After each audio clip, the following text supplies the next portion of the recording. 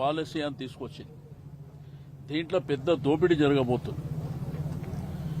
ఆ రోజుల్లో బీఆర్ఎస్ ప్రభుత్వం ఆలోచన చేసింది ఇండస్ట్రీస్ అన్ని అవుట్స్కట్స్ లో తీసుకుపోయి హైదరాబాద్ ప్రజలకు పొల్యూషన్ నుంచి కాపాడాలి, వాళ్ళకి ఇంకా ఫెసిలిటీస్ క్రియేట్ చేయాలి.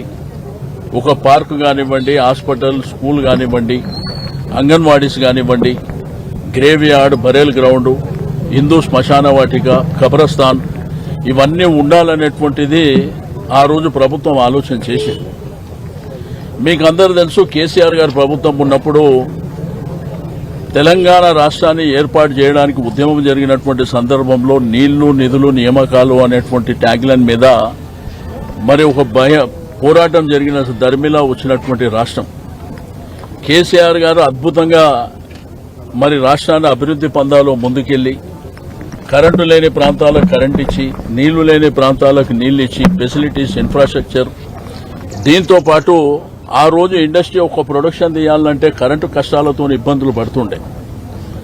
బట్ మీరు 2 కాదు 3 ప్రొడక్షన్లు కూడా చేయాలన్నటువంటి ఉద్దేశంతో ప్రాపర్గా వాళ్లకు వాటర్ కానివ్వండి, ఎలక్ట్రిసిటీ ఇచ్చినటువంటిది మా ప్రభుత్వం. కానీ ఈ యొక్క ప్రభుత్వం దోపిడీకి తెరలేపింది. ఈ భూములన్నీ ఇక్కడ మార్కెట్ ధర, పర్టికులర్ గా సనత్ నగర్, ఈ టీజీఐఎస్ విలువ ఎకరానికి 18.34 కోట్లు ఎకరానికి.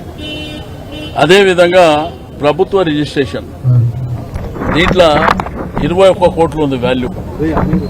అదేవిధంగా ఇక్కడ మార్కెట్, ఓపెన్ మార్కెట్, ఇక్కడ ఉన్న వాళ్ళని అడిగితే చెప్తారు 43 నుంచి 45 కోట్లకు ఎకరం ఉంది. దీన్ని 6,31,00,000కు, అంటే 43 కోట్లు ఎక్కడ, 6,31,00,000కు దారాదత్తం చేసేయడానికి శ్రీకారం చుట్టింది.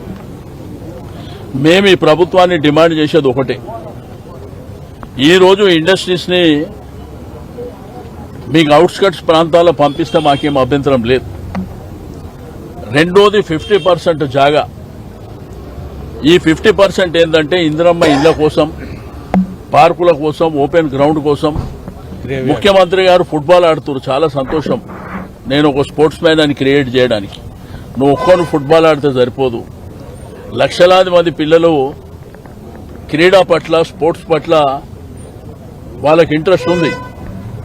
మరి ఆ పిల్లలకు గ్రౌండ్లు కావాలంటే ఈ 9,292 ఎకరాల నుంచి 50% ఇవ్వండి. ఈ 50% అవసరాలు. ఇప్పుడు ఈ ఇండస్ట్రీస్ కూడా లీజ్కొచ్చినటువంటి ఇండస్ట్రీస్ ఇవన్నీ. దీన్ని ఏం చేసిరంటే ఇప్పుడున్న మార్కెట్ వాల్యూకు, అంటే 45 కోట్ల రూపాయలు ఉన్న ఎకరానికి ఇక్కడ 6 కోట్లకి ఇచ్చేసి, ఆ తర్వాత ఆయన ఇండస్ట్రీ తీసి రియల్ ఎస్టేట్ చేసుకోవచ్చు, కమర్షియల్ చేసుకోవచ్చు, ఆయన ఇష్టానుసారం భూమిని చేసుకోవచ్చు. మరి దాంట్లో పనిచేసే వర్కర్స్ ఏమవుతారు, దాంట్లో పనిచేసే కార్మికులు ఏమవుతారు? ఈ ఆలోచన ఏమన్నా ప్రభుత్వానికి ఉందా?